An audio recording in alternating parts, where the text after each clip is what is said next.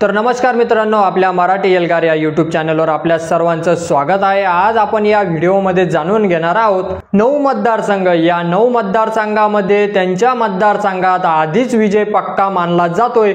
तर बघूया ते कोणते मतदारसंघ आहे। तर मित्रांनो, पहिला जो मतदारसंघ आहे तो आहे म्हणजे ठाणे। ठाण्यामध्ये ठाकरे गटाचे नेते राजन विचारे यांच्या मतदारसंघामध्ये त्यांचा विजय पक्का मानला जातोय। तर दुसरा जो मतदारसंघ आहे तर तो आहे सातारा। सातारामध्ये शरद पवार गटाचे शशिकांत शिंदे यांचा विजय देखील पक्का मानला जातोय। तर मित्रांनो, तिसरा जो मतदारसंघ आहे तो आहे चंद्रपूर। चंद्रपूरमधून काँग्रेसच्या प्रतिभा दानोरकर यांचा विजय देखील त्यांच्या मतदारसंघामध्ये पक्का मानला जातोय।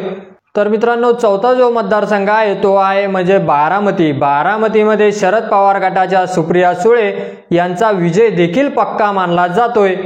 तर पाचवा मतदारसंघ आहे शिरूर। शिरूर मतदारसंघात शरद पवार गटाचे अमोल कोल्हे यांचा विजय देखील त्यांच्या मतदारसंघात पक्का मानला जातोय। सहावा जो मतदारसंघ आहे तो आहे हातकणंगले। या मतदारसंघात काँग्रेसचे शाहू महाराज यांचा विजय देखील पक्का मानला जातोय। तर सातवा जो मतदारसंघ आहे तो आहे म्हणजे मुंबई दक्षिण। मुंबई दक्षिण मधून ठाकरे गटाचे अनिल देसाई यांचा विजय देखील त्यांच्या मतदारसंघात पक्का मानला जातोय। तो मतदारसंघ आहे मुंबई दक्षिण मधून ठाकरे गटाचे नेते अरविंद सावंत यांचा विजय देखील त्यांच्या मतदारसंघामध्ये पक्का मानला जातोय।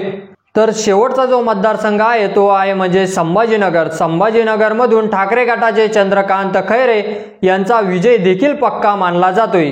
तर आपण या व्हिडिओमध्ये 9 मतदारसंघ, या 9 मतदारसंघामध्ये तुम्हाला खरंच काय वाटतं की यांचा विजय होऊ शकतो का, ते आपल्या कमेंट बॉक्समध्ये लिहायला विसरू नका। आणि आपल्या चॅनलवर जर नवीन असाल तर आपल्या चॅनलला सबस्क्राईब करा आणि व्हिडिओ जर आवडला असेल तर जास्तीत जास्त शेअर करा।